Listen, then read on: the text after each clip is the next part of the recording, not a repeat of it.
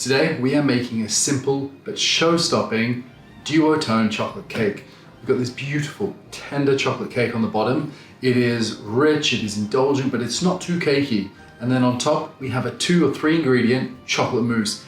It was inspired by the famous Lando chocolate cake in Lisbon. It is groundbreakingly simple, delicious, 100% naturally plant-based. It is the duo-tone chocolate cake. Insane.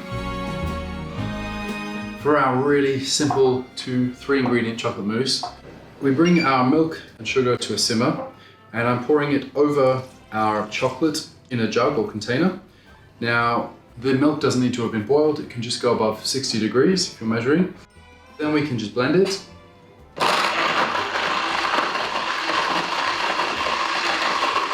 We just want to make sure that all the chocolate is fully dissolved and that we have this glossy, streak-free emulsion before we add in the rest of our milk to cool it down. So the reason we only heat up half the milk is because we want to cool down our ganache quickly to lock in the emulsion.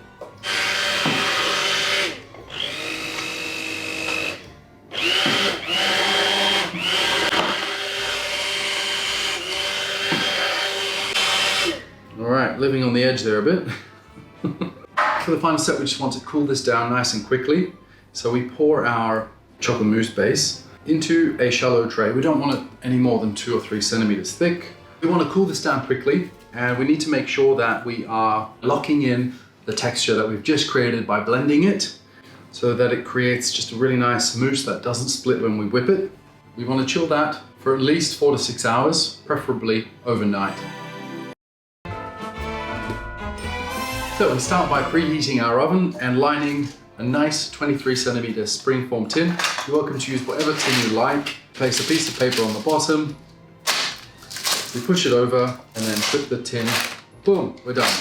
Next up, we have our chocolate in a bowl. And I need to heat this milk. We can do this in the saucepan or in the microwave. We just want it to be at around 50 degrees Celsius. So we've heated our milk just almost to a simmer, and then pouring it over our chocolate. We're going to let it sit to melt the chocolate. We can add our extra virgin olive oil. This just has a mild softening effect on the chocolate. About a minute to melt all the chocolate pieces. And then we can whisk it into a lovely ganache. So it's quite liquid. In another bowl, we just want to add our plain flour, caster sugar, sea salt, tiny bit of baking powder. You just want to whisk these together to combine, distribute that baking powder, get everything nicely mixed up, and then we can add it all to our base, which is going to start to thicken up, but going to remain quite liquid. We want to use a whisk for this part because we don't want to have any lumps of flour. And then we just pour this quite liquid batter into the base of our spring-form tin.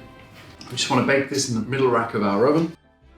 As soon as our cake is finished, nice and level, just baked through, you can feel it kind of gently springing back. We're going to set this aside on a wire rack to let it cool fully.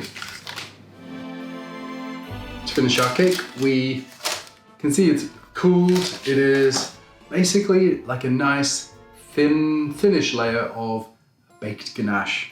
I'm just going to release it from the tin before I put our mousse in. I'm going to leave the ring on and set it aside. So now you'll see that the cream is actually set. You want to scrape it into a bowl, and it's actually going to whip up like a whipped cream. You can do this by hand with some beaters or in an electric mixing bowl with a whisk attachment. So you'll see that it starts off looking a bit set, but as soon as you start whipping it, it loosens up. What I love about this recipe is that you can prepare the base so easily, and then it's just a matter of chilling it and whipping it, and you've got this incredible chocolate mousse. So it takes about 2 or 3 minutes. We want to whip this until it holds its shape. I'd recommend you don't go until it's like a firm whip, but it should be this kind of beautiful luscious texture that just holds the peak. So the rest is really simple. We've got our cooled base, make sure it's cooled. And then we've got our whipped chocolate mousse. I mean, how easy was that? At this stage, you could have put some raspberries on top of the base before spreading the mousse, piped some hazelnut praline. The options are endless. Now, you can see I've left it sitting here for about a minute and it's actually started to set up. We want to kind of spread it all the way across the tin. I'm using a small angled palette knife, kind of working it all the way across and then going to level it. So then we can just rotate it around and palette it until it's really nice and smooth. Spend a bit of time on this. You do want it to be relatively neat and tidy. Now this is definitely one of my favorite recipes in the whole book. It's no secret now that I'm obsessed with chocolate. We just want to set this in the fridge for about 2 hours before we finish it. Our mousse is set up beautifully. Now to demold this, you could either get like a hot cloth dipped in hot water and just rub it around the edges. I'm going to tuck my paper underneath like that, and then use a trusty blowtorch.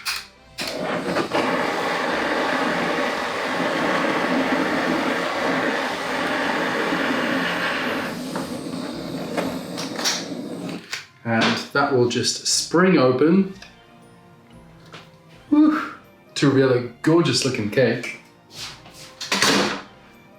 That has got to be one of the most satisfying things ever. And then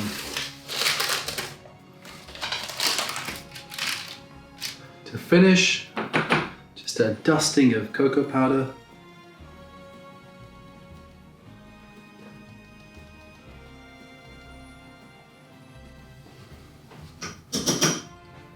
And we're done. That is so satisfying.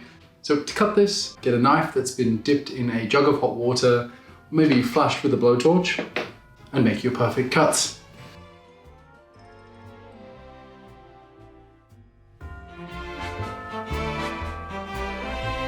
That is a crowd-pleasing showstopper right there.